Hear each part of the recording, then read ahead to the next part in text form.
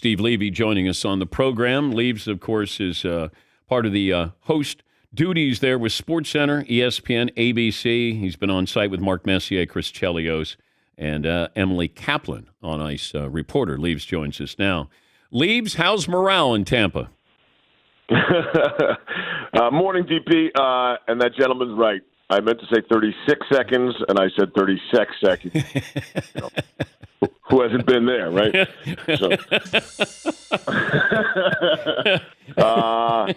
I'm feeling great. I don't think John Cooper's that happy, and the Lightning was all sorts of chaos and controversy. And it was one of those. It took a really long time to develop. It was a weird game from start to finish, Dan.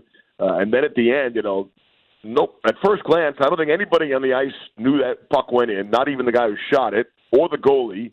It took Bowen Byram, the defenseman, to come all the way from the blue line to swoop in behind the net to show everybody where the puck was actually. And then we figure out, okay, it's over, which was kind of reminiscent. Remember Patrick Kane in 2010, the Stanley Cup winning goal. Yeah. And Kane was the only one who knew it went in, and he's flying down the ice. So, and then, of course, we find out post-game, everybody's talking about at the John Cooper press conference, hey, were there too many men on the ice? So lots of chaos, and talking to some league people last night afterwards, it's my understanding the league sort of admits there was a mistake. They're not going to publicly say that, but really was too many men on the ice.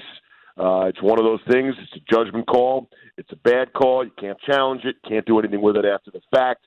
And it's sort of one of those things you kind of have to just eat and live with.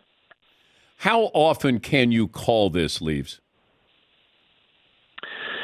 So the rule changed a few years ago, Dan. I was talking about it with Massincelli. It used to be 6 feet. Like, I think it was written into the rule book. Like, you could be within 6 feet of the bench when you were changing the other player. And so it matters the player you're changing with. It's not just the closest guy to the bench. When you're coming off, the guy who's replacing you has to be, within reason and obviously not interfering with the play and the puck not in the area. Like, there are a lot of variables that go into this. And so you're right. Too many men on the ice could be called more often. I think the officials give you some leeway. But the player that was actually changing, I think it was McKinnon who came off for Kadri. And Kadri scores the goal. And some of the people are saying he was 30 feet away. So I think they missed it. It happens fast. These guys are massive. The officials have been skating 3-4 miles themselves on the ice all night. It's chaotic nonstop. You're in overtime, pressure's high, and all that stuff. And I think they missed it. And I think there's one of those. There's nothing you can do about it. It's not like offside. It's not like goalie interference. It's not like did the puck cross the line. It's just not one of those things. Would you have called it? And again, honestly, Dan, we were trying to find the puck in the net first, so we got bigger problems. Right? We got bigger issues there. So I think after looking at it, but Dan, I'm talking about 20 minutes after the fact. Yeah, maybe I would have called it then, but you can't do that. That's not sports. Even with all the technology we have, I don't think it's going to call next time either. I just think that's one of those things they just missed. How do you think this series plays out? I think it's Colorado's series. I think everybody thought that after Game 2. I think we were all surprised at what took place in Game 3. And quite frankly, and that's why if you're an honest Tampa Bay Lightning fan, I don't think you can be that upset. You're bothered by the goal last night. Should have been too many men on the ice. I get that, but probably if they call it back, Colorado score in the next shift. You know what I mean? It was outside of the first period. I thought Tampa Bay was hanging on for dear life. Second period, third period, overtime. They had a couple of rushes, couple opportunities, but I think Colorado's been the better team. And quite frankly, the biggest surprise in this series is the biggest advantage before the series started was in goal. And Darcy Kemper had the one bad game.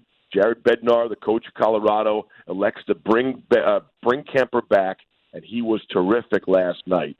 And so if there's not the massive advantage in goal for Tampa Bay, that was their biggest edge to begin with, then it just screams Colorado for me. Kemper's the first goaltender in NHL history with an overtime assist in a Stanley Cup final game. Did you know that, Leaves?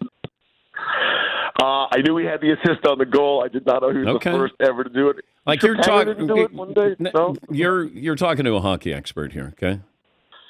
Dan, I was talking about you last night. This is so odd. I mean, it's the small world we live in, right? And then I get the call from Fritzy this morning. Hey, want to jump on? I am hotel bar festivities last night. Two of your favorites. So Chuck's in the house, of course, right? Because he's everywhere. So Barkley's with you. Oh my God, with me in a big way. I would say multiple nights. Okay, but last night, so that was part of the Dan Patrick reunion tour, and then last night Darius pops in. Darius Rucker? Yes. And I said to him, it's been a long time. He's like, yeah. And I said, I haven't seen you since Dan got us on the stage with Berman and Darius. You got us up on the stage with him and singing the song. And then he told me about the argument. You know, he made you famous. No, you made him famous. You guys have gone back and forth over that for, I don't know, 30 years or something. So. Anyway, it was a Dan Patrick kind of night. Yeah, well. You know, Barkley loves his hockey. He knows his hockey. Yes. And he's tight with John Cooper. Oh. Well, he's tight with the commissioner, too, because he texted him to say, can you get me some tickets here?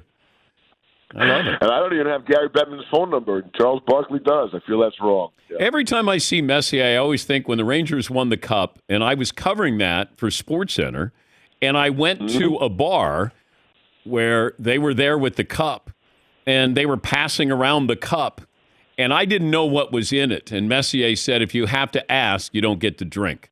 So I don't know what was in it, but I drank it. And like, sure, why not? I'm not going to die. Sure, it was delicious. Yeah. So it's pretty cool for me to be sitting next to those guys. You know, Melrose is great and everything, and then you get Messier and Chelios, and it's all good. Oh, then they start telling stories. Most of them you can't tell when you're on the air. Exactly. Hey, great to talk to you, buddy. See you soon, pal. Thank you, Leaves. That's Steve Levy.